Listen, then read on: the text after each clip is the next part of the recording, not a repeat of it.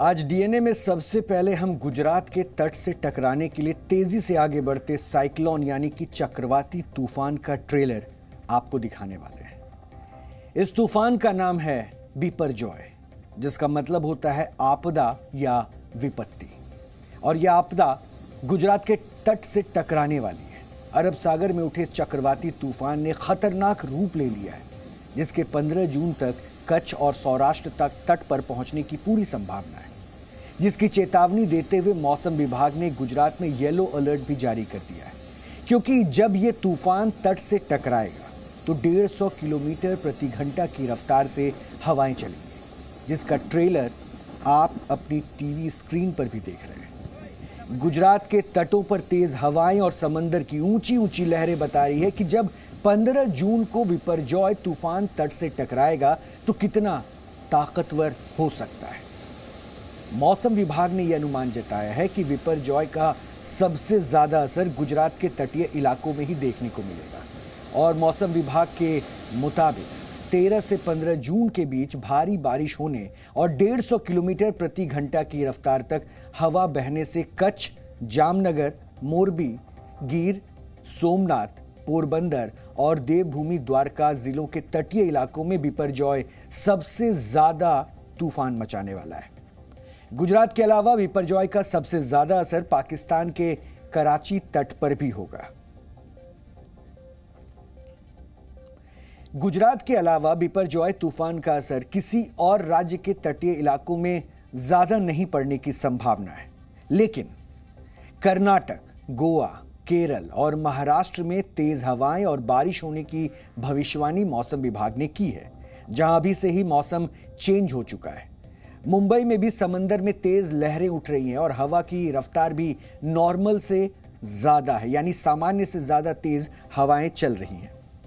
मौसम विभाग ने गुजरात में बिपरजॉय तूफान को लेकर ऑरेंज अलर्ट भी जारी कर दिया है और बताया है कि गुजरात के तट से टकराने के लिए आगे बढ़ रहा यह तूफान कितनी भयानक तबाही मचा सकता है।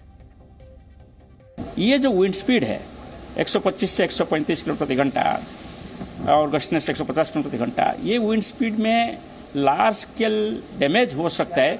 जो थेटेड हाउस है, जो टीन हाउस है, एस्बेस्टस हाउस है, ओल्ड पक्का हाउस है। इसके साथ साथ जो telephone lines, electric lines, telephone poles and electric poles bending हो सकता है, डिस्टर्बेड हो सकता है। और बड़े बड़े ट्री अपरूटिंग हो सकता है, ट्री ब्रांच ब्रेकिंग भी हो सकता है। और जो होर्डिंग्स वगैरह होते हैं वो सभी प्रोजेक्टाइल जैसे मूव करके ह्यूमन बींग्स को और व्हीकल्स वगैरह को भी अफेक्ट कर सकता है। ये विंड के अलावा कि हैवी रेनफॉल भी हम एक्सपेक्ट करें। 14 तारीख से हैवी रेनफॉल शुरू होगा और 15 तारीख से एक्सट्रीमली हैवी रेनफॉल होगा। और थर्ड ये है कि जो टाइडल वेव, जब साइक्लोन कोई तट को पार करता है टाइडल वेव आता है और टाइडल वेव का हाइट होगा 2 से 3 मीटर। ये हाइट सबसे ज़्यादा होगा नालिया के आसपास, जखाओ नालिया जहाँ की साइक्लोन तट को पार करने का हमारा पूर्वानुमान है, उस एरिया के आसपास सबसे ज़्यादा स्टॉर्म सर्ज या टाइडल वेव होगा 2 से 3 मीटर। और मैं ये बोल के रखूँ कि उस दिन द्वादशी है, 12th day of the Krishna पक्ष। तो द्वादशी तिथि में आपका जो टाइडल वेव आता है, एस्ट्रोनॉमिकल टाइड, वो लगभग 3 से 6 मीटर तक हो सकता है। तो ये जो 2 से 3 मीटर हम बोल रहे हैं, 2 से 3 मीटर टाइडल वेव आएगा साइक्लोन की वजह से, वो इसके ऊपर ही आएगा। बिपरजॉय तूफान कितनी ताकत से गुजरात के तट से टकराने के लिए आगे बढ़ रहा है, इसका अंदाजा आपको मौसम विभाग की बातें सुनकर लग गया होगा। अभी बिपरजॉय तूफान गुजरात के पोरबंदर से 320 किलोमीटर दूर है। हम ग्राफिकली आपको समझाने की कोशिश करते हैं। और गुजरात के द्वारका से इसकी दूरी अभी 360 किलोमीटर है। चक्रवाती तूफान 9 किलोमीटर प्रति घंटे की रफ्तार से आगे बढ़ रहा है, यानी अभी इसकी रफ्तार 9 किलोमीटर प्रति घंटा है। लेकिन समुद्री किनारे पर इसका असर भी दिख रहा है, जिसकी तस्दीक गुजरात में समंदर की लहरें भी कर रही हैं और उसकी तस्वीर भी हम आपको दिखा रहे हैं, जो अगले 2 से 3 दिन में तूफानी लहरों का रूप धारण कर सकती है। और मौसम विभाग के मुताबिक बिपरजॉय तूफान जैसे जैसे आगे बढ़ रहा है, वैसे वैसे विकराल रूप भी लेता जा रहा है। 6 जून को अरब सागर में उठा बिपरजॉय तूफान अब कितना खतरनाक हो चुका है, आपको समझाते हैं। चक्रवाती तूफान की 5 कैटेगरी होती है, यानी 5 श्रेणियों में चक्रवाती तूफान की पहचान होती है।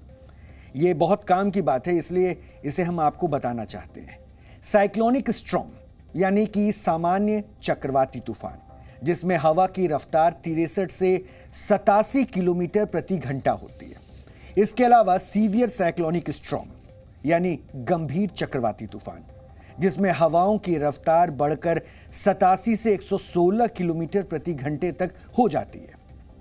इसके बाद तीसरी श्रेणी है वेरी सीवियर साइक्लोनिक स्ट्रॉम यानी अति गंभीर चक्रवाती तूफान, जिसमें हवा की रफ्तार 117 से 165 किलोमीटर प्रति घंटा तक पहुंच जाती है।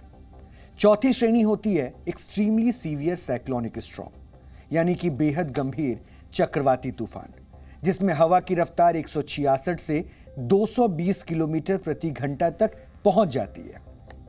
और पांचवी कैटेगरी है सुपर साइक्लोनिक स्ट्रॉम, जिसमें 220 किलोमीटर प्रति घंटा से ज्यादा रफ्तार से हवाएं चलती है। गुजरात के तट की तरफ 9 किलोमीटर प्रति घंटा की रफ्तार से यह बड़ा बिपरजॉय तूफान एक्सट्रीमली सीवियर साइक्लोनिक स्ट्रॉम में तब्दील हो चुका है, जिससे बचाव के लिए गुजरात से लेकर दिल्ली तक तैयारियां भी चल रही है। यानी ये कितना बड़ा अलर्ट है, इसको आप समझिए। गुजरात के तट से टकराने के लिए तेजी से आगे बढ़ते बिपरजॉय तूफान के खिलाफ प्रिकॉशनरी मेजर्स और बचाव की तैयारियों की समीक्षा के लिए आज खुद प्रधानमंत्री नरेंद्र मोदी ने एक मीटिंग की है, जिसमें पीएम मोदी ने एनडीआरएफ और राज्य सरकारों को राहत और बचाव कार्यों को लेकर अलर्ट रहने के भी निर्देश दिए। गुजरात सरकार भी इस तूफान से निपटने की तैयारियों में जुटी हुई है। बिपरजॉय तूफान से प्रभावित होने की आशंका वाले तटीय जिलों में एनडीआरएफ की 12 टीमें तैनात कर दी गई हैं, जबकि 15 टीमों को स्टैंड बाय रखा गया है। तटीय इलाकों में 7,500 लोगों को सुरक्षित जगहों पर भेजा गया है। द्वारका जिले में 1300 लोगों को तट से दूर भेजा गया है। कच्छ जिले में धारा 144 लागू कर दी गई है और तटों पर मछली पकड़ने की गतिविधियों को पूरी तरह से रोक दिया गया है। मछुआरों को 16 जून तक समंदर में ना जाने की चेतावनी भी जारी कर दी गई है। इस तूफान से बचने के लिए गुजरात सरकार ने क्या-क्या कदम उठाए हैं और तटीय इलाकों से लोगों को सुरक्षित जगह भेजने का मिशन किस तरह चल रहा है, इसकी जानकारी गुजरात के गृह मंत्री ने दी है। इसे ध्यान से सुनना चाहिए। कुल मिला के 4000 परिवार जितने लोगों को शिफ्ट करना है। हमारा 50% से ज़्यादा काम शिफ्टिंग का हो गया है। आज रात तक हम लोग शिफ्टिंग का पूरा जितना शिफ्टिंग करने जैसे जो लोग हैं, जो क्षेत्र है, वो क्षेत्र से लोगों को शिफ्ट कर लेंगे। देर रात तक हम लोग उसमें कामगिरी समाप्त करेंगे। उनकी मेडिकल व्यवस्था, उनकी खाने की व्यवस्था और जो कोई आवश्यक चीज़ें हैं उनकी व्यवस्था की गई है। ये सभी क्षेत्र के अंदर खास तौर पे जो राशन की दुकान सरकारी होती है, वहाँ पे पर्याप्त राशन भी प्रोवाइड किया गया है और सभी जगहों पे समय सर राशन पहुँच पाए उसकी भी व्यवस्था की गई है। बिजली, पानी और रोड, ये सभी व्यवस्थाओं के लिए भी टीम बन चुकी है और सभी टीम अपने अपने क्षेत्रों में कामगिरी कर रही है। सर एनडीआरएफ की 2 टीम द्वारका को एनायत की गई है और 2 एसडीआरएफ की टीम एनायत की है। द्वारका में कोस्ट गार्ड ऑलरेडी अवेलेबल है। द्वारका में दूसरी भी टीम पर्याप्त यहाँ पे अवेलेबल है। बिपरजॉय तूफान के गुजरात के तट से टकराने में भले ही अभी समय हो, लेकिन सौराष्ट्र और कच्छ के तटीय इलाकों में मौसम लगातार बिगड़ रहा है और बिगड़ते मौसम के बीच अब एनडीआरएफ की टीमों ने भी मोर्चा संभाल लिया है। जी न्यूज़ की टीमें गुजरात के उन तटों पर ग्राउंड रिपोर्टिंग कर रही है और अब हम आपको भी बिपरजॉय तूफान का ट्रेलर दिखाने वाली ग्राउंड रिपोर्ट दिखाते हैं। देखिए जरा इसे।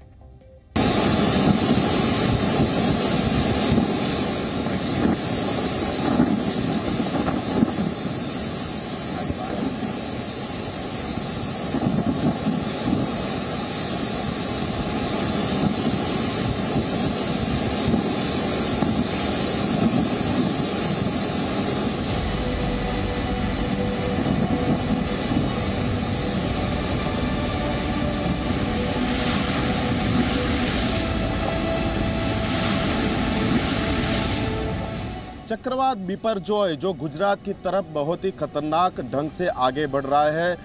हालांकि अभी तक उसका हिट नहीं हुआ है, लेकिन आप असर है वो देख सकते हैं। पोरबंदर का जो समुद्री किनारा है वहाँ पर आप देख सकते हैं समुद्र कितना उफान पर है। जो लहरें हैं वो किनारे को तोड़कर जैसे अभी बाहर आने की कोशिश कर रही है और इसका सीधा असर जो यहाँ की बेंचेस, जो पक्की बेंचेस थी, जो आम तौर पर यहाँ के लोग अपने परिवार दोस्तों के साथ आकर बैठते हैं, समंदर का नज़ारा करते हैं, लेकिन जिस तरह का उफान समुंदर में दिख रहा है और लहरों की वजह से ये सारी जो बेंचेस है वो टूट चुकी है। अभी भी आप देख सकते हैं किस तरह से दबाव के साथ पानी अंदर तरफ आ रहा है। और कैमरा पर्सन को कहूँगा इस तरफ भी कुछ दृश्य है दिखाए जो समुंदर की लहरों ने यहाँ नुकसान किया है। ये कुछ केबिनें थी जो किनारे पर थी, लहरों के साथ टकराने के बाद आप इसका हाल देख सकते हैं। अभी की बात करें तो चक्रवात बिपरजॉय जो है वो पोरबंदर से तकरीबन 280 किलोमीटर है। और बात करें कि कच्छ के मांडवी और जखौ इलाके में जो टकराने की बात है उसके मुताबिक 15 तारीख को सबसे ज़्यादा असर देखने को मिलेगा। अलर्ट को ध्यान में रखते हुए राज्य सरकार पूरी तरह से मुस्तैद है। स्थानीय जिलों में प्रशासन भी अपनी तरफ से पूरी तैयारी कर रहा है।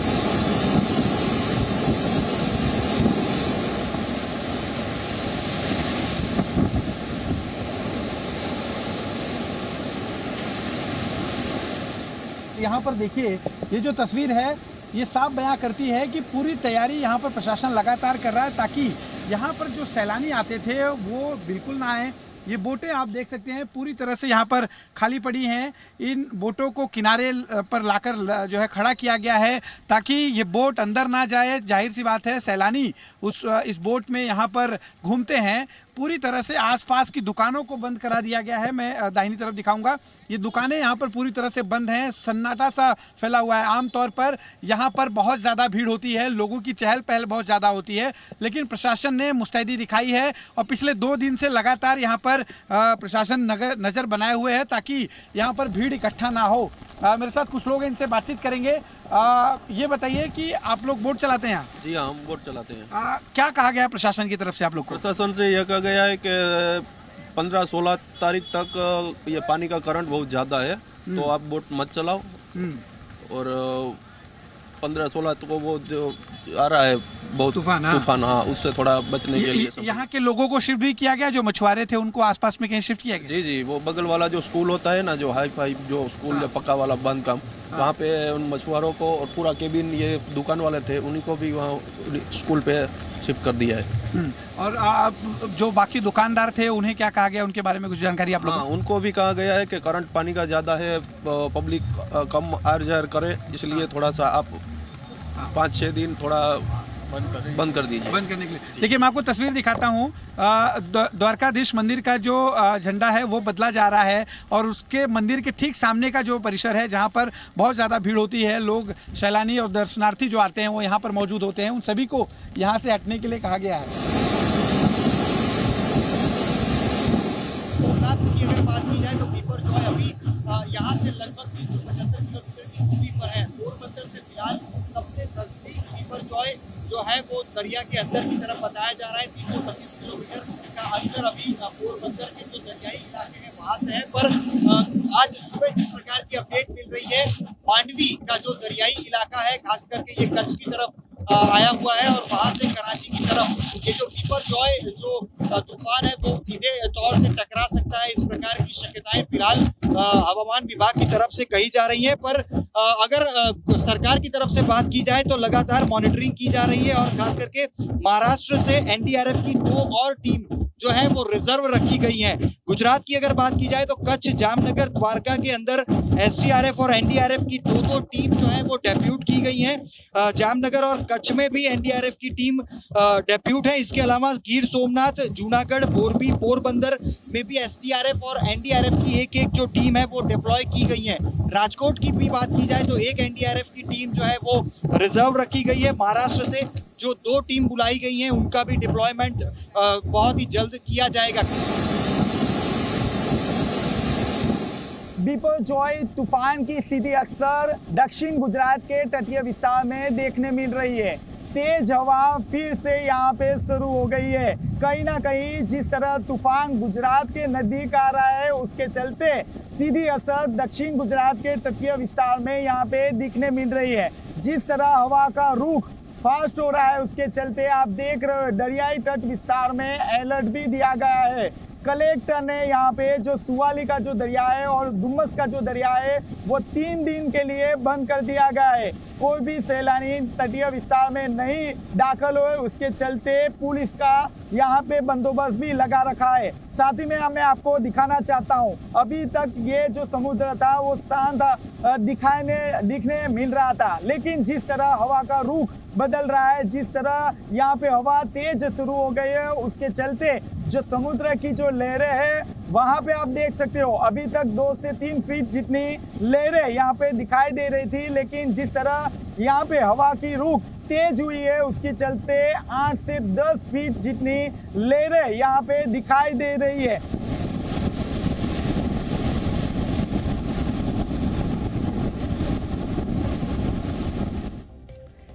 यकीन मानिए जो तस्वीरें भी आपने देखी है ये सिर्फ झलक है, और इस ट्रेलर को देखकर आप समझ ही गए होंगे कि बिपरजॉय तूफान अपने नाम के अनुरूप ही कितनी आपदा ला सकता है। वैसे हमने आपको शुरुआत में ही बताया था कि इस तूफान को बिपरजॉय नाम बांग्लादेश ने दिया है। तो अब अगर आप ये सोच रहे हैं कि जब तूफान भारत में आने वाला है तो फिर नाम बांग्लादेश ने क्यों दिया है, ये सवाल जरूर आपके मन में भी होगा। तो चलिए आपको इस सवाल का जवाब भी हम बताते हैं। दरअसल जब एक ही स्थान पर कई तूफान सक्रिय हो जाते हैं तो किसी कंफ्यूजन से बचने के लिए, यानी किसी असमंजस की स्थिति से निकलने के लिए इन चक्रवाती तूफानों का नामकरण किया जाता है, यानी इन्हें नाम दिया जाता है। और हिंद महासागर क्षेत्र के लिए भारत समेत 8 देशों ने वर्ष 2004 में तूफानों के नामकरण की शुरुआत की थी। इन 8 देशों में भारत, बांग्लादेश, मालदीव, ओमान, पाकिस्तान, थाईलैंड और श्रीलंका शामिल थे। वर्ष 2018 में ईरान, सऊदी अरब, यूएई और यमन को भी इसमें जोड़ दिया गया। अब 13 देश ही तूफानों की लिस्ट बनाकर विश्व मौसम विज्ञान संगठन को सौंपते हैं, और तूफान का नाम रखने से पहले यह देखा जाता है कि वो नाम अपमानजनक या विवादास्पद ना हो, और तूफान का नाम उच्चारण में आसान और आसानी से याद रखने वाला होना चाहिए। इसलिए चक्रवाती तूफान का नाम 8 अक्षर से ज्यादा का नहीं रखा जाता है। जब हिंद महासागर में कहीं तूफान आता है तो उन्हीं नामों में से बारी बारी से एक नाम को चुना जाता है। इस बार नाम देने की बारी बांग्लादेश की थी, इसलिए बांग्लादेश के सुझाव पर ही इस तूफान का नाम बिपरजॉय रखा गया है। ये बहुत ही अहम जानकारी थी, इसलिए हमने सोचा कि ये जानकारी आप तक ज़रूर पहुंचनी चाहिए। और अब हम आपको साइक्लोन के बारे में कुछ एक्स्ट्रा जानकारियां भी दे रहे हैं, ये भी आपके काम की है। साइक्लोन शब्द ग्रीक भाषा के साइक्लोस से लिया गया है, जिसका अर्थ है सांप की कुंडलियां। सांप की कुंडलियां, यह नाम इसलिए भी पड़ा है क्योंकि समंदर में साइक्लोन समुद्र में कुंडली मारे सांपों की तरह ही दिखाई देता है। और साइक्लोन को हिंदी में चक्रवाती तूफान कहते हैं क्योंकि ये गोलाकार आकृति में होता है, यानी इसका जो आप शेप देखते हैं वो गोलाकार होता है। वैसे कई लोगों को लगता है कि चक्रवात, साइक्लोन, टाइफून और हरिकेन अलग अलग होते हैं, लेकिन ऐसा नहीं है, क्योंकि ये सभी होते तो चक्रवाती तूफान ही हैं, लेकिन अलग अलग देशों में इन्हें अलग अलग नाम से पुकारा जाता है। जैसे उत्तरी अमेरिका और कैरिबियन आइलैंड में बनने वाले साइक्लोन को हरिकेन कहते हैं। फिलीपींस, जापान और चीन में आने वाले साइक्लोन को टाइफून कहा जाता है। ऑस्ट्रेलिया और हिंद महासागर यानी भारत के आसपास आने वाले तूफान को साइक्लोन कहा जाता है। अलग अलग देशों की तरह अलग अलग समुद्रों में आने वाले साइक्लोन को भी अलग अलग नाम दिया जाता है।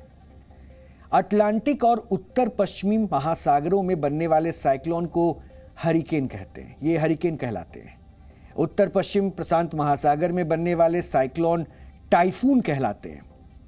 दक्षिण प्रशांत महासागर और हिंद महासागर में उठने वाले तूफान साइक्लोन कहलाते हैं। इसी वजह से भारत के आसपास के इलाकों में आने वाले समुद्री तूफान साइक्लोन कहलाते हैं। वहीं टॉर्नेडो भी तूफान ही होते हैं, लेकिन ये धरती पर बनते हैं, जबकि साइक्लोन समंदर में बनते हैं। और जरूरी नहीं है कि हर साइक्लोन धरती से टकराए, लेकिन जब साइक्लोन धरती से टकराते हैं तो कई बार तबाही लाते हैं। जिसकी आशंका विपरजॉय तूफान को लेकर भी जताई जा रही है, जो 15 जून को गुजरात के तट से टकराने वाला है। इसलिए मौजूदा तैयारी कैसी है, इसकी जानकारी हम आप तक पहुंचा रहे हैं और इसको लेकर किस तरह से प्रशासन अलर्ट पर है, ये जानकारी भी आप तक पहुंचनी चाहिए। जी न्यूज़।